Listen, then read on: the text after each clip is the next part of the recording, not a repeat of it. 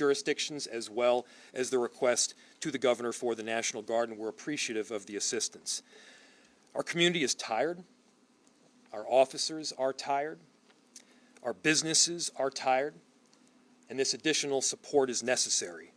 And again, the chaos that we are seeing is caused directly by ICE, Border Control, and this federal administration. Our top priority is keeping our neighbors and businesses safe, and the additional support will help us do that. Our community service officers are helping to deliver food to families that are in need. Community members are out there peacefully protesting, making sure that their voices are heard. They're escorting workers to their jobs. They're taking care of daycares. It has been extraordinary how people around our city have stepped up during this difficult time, and there is an incredible group of leaders in senators and members of Congress that are here with me to deliver a powerful message in just a couple of minutes.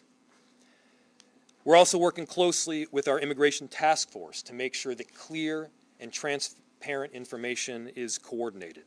We'll continue to do everything in our power to keep our neighbors safe and to stand up for our immigrant communities.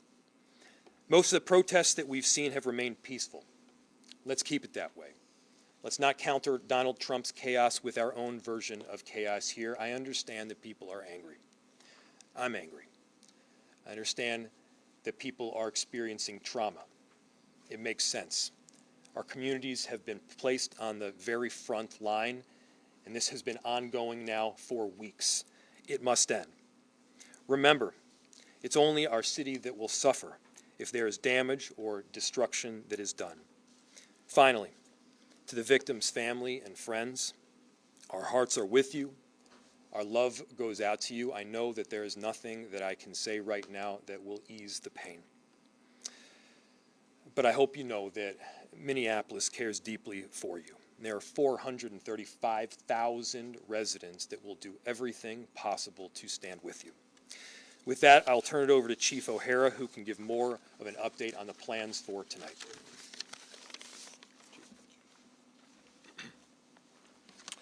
Thank you, Mayor. Good evening.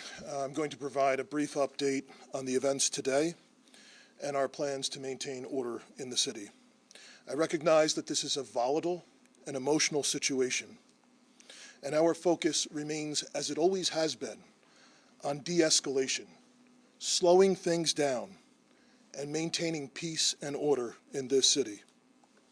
The situation is stable right now, and it is peaceful, and we intend to keep it that way. After our last press update, additional residents and demonstrators gathered today, and the situation deteriorated. Local and state law enforcement officers were surrounded on multiple sides by a mix of protesters and also agitators who engaged in unlawful acts. Individuals began erecting barricades, throwing glass bottles, ice chunks, and at least 2 separate fires were started in the immediate vicinity. Minneapolis police had to escort firefighters so that they could safely extinguish those fires. The number one priority of our police officers is to protect life and maintain public safety for all people in our community.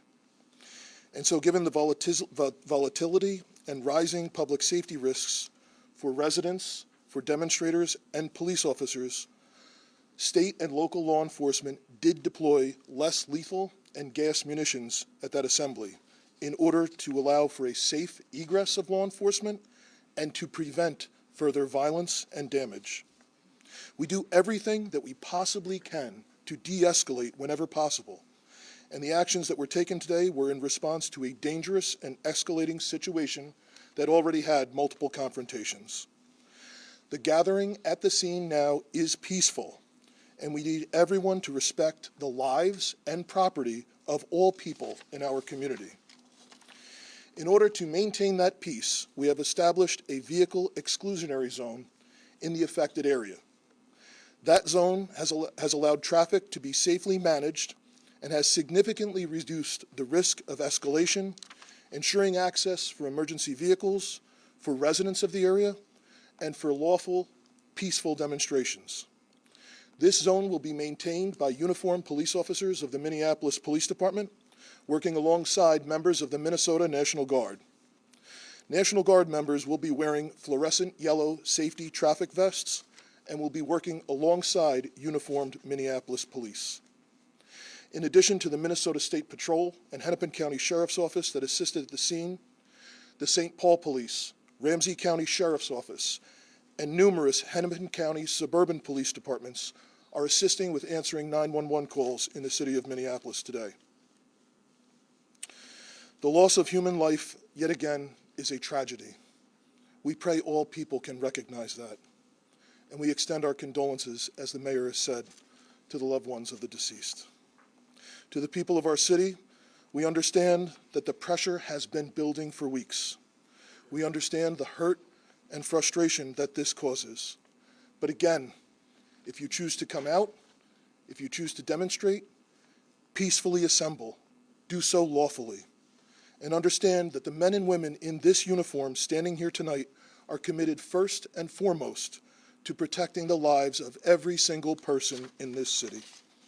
We will continue to monitor the situation and provide updates as needed. Senator?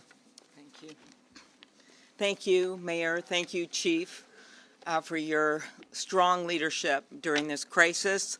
I'm joined today by Senator Smith, as well as Representatives McCollum and Morrison, and joining us in a statement are Representatives Craig and Omar. Our message is really clear and straightforward. We need ICE out of Minnesota. They are not making us more safe. As the tragic killing this morning, as people saw it viscerally on that video, shows us they are making us less safe.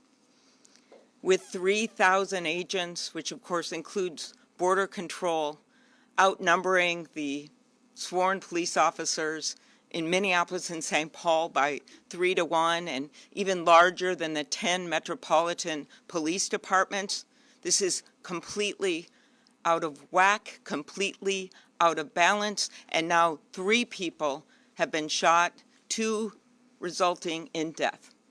1, Renee Good, mother of 3, and now Alex Preddy, a 37-year-old Minneapolis man, a citizen, also a nurse.